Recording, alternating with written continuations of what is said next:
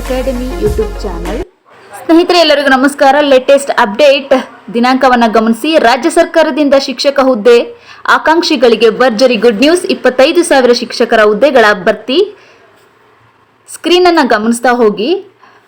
ದಾವಣಗೆರೆ ಶಿಕ್ಷಕ ಹುದ್ದೆ ಆಕಾಂಕ್ಷಿಗಳಿಗೆ ರಾಜ್ಯ ಸರ್ಕಾರವು ಭರ್ಜರಿ ಸಿಹಿ ಸುದ್ದಿ ನೀಡಿದ್ದು, ಶೀಘ್ರವೇ 25,000 ಶಿಕ್ಷಕರ ಹುದ್ದೆಗಳನ್ನು ಭರ್ತಿ ಮಾಡುವುದು ಎಂದು ಪ್ರಾಥಮಿಕ ಮತ್ತು ಪ್ರೌಢಶಿಕ್ಷಣ ಸಚಿವ ಮಧು ಬಂಗಾರಪ್ಪ ಅವರು ತಿಳಿಸಿದ್ದಾರೆ.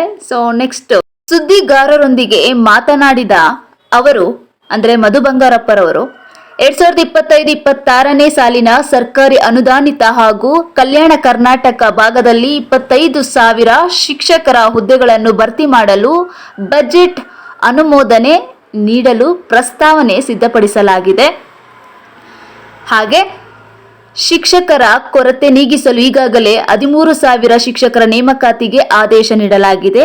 ಆದರೂ 50,000 ಶಿಕ್ಷಕರ ಹುದ್ದೆಗಳು ಖಾಲಿ ಇರುವುದರಿಂದ ಹಂತ ಹಂತವಾಗಿ ಖಾಲಿ ಹುದ್ದೆಗಳನ್ನು ಭರ್ತಿಗೆ ಕ್ರಮ ವಹಿಸಲಾಗುತ್ತದೆ. ಹಂತ ಹಂತವಾಗಿ ಖಾಲಿ ಹುದ್ದೆಗಳನ್ನು ಭರ್ತಿಗೆ ಕ್ರಮ ವಹಿಸಲಾಗುತ್ತದೆ ಎಂದು ಸಚಿವ ಮಧು ಬಂಗಾರಪ್ಪರವರು ತಿಳಿಸಿದ್ದಾರೆ.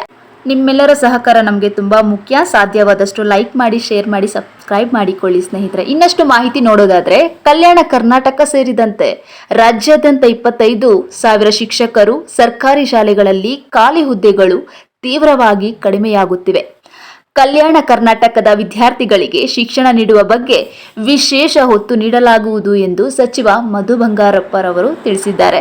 ಇದೇ ತರಹದ ಲೇಟೆಸ್ಟ್ ಮಾಹಿತಿಗಳು ಬೇಕಾಗಿದ್ದಲ್ಲಿ ಕೂಡಲೇ ನಮ್ಮ MN ಅಕಾಡೆಮಿ ಯೂಟ್ಯೂಬ್ ಚಾನಲ್ಗೆ ತಪ್ಪದೆ ಸಬ್ಸ್ಕ್ರೈಬ್ ಮಾಡಿಕೊಳ್ಳಿ ಸ್ನೇಹಿತರೆ.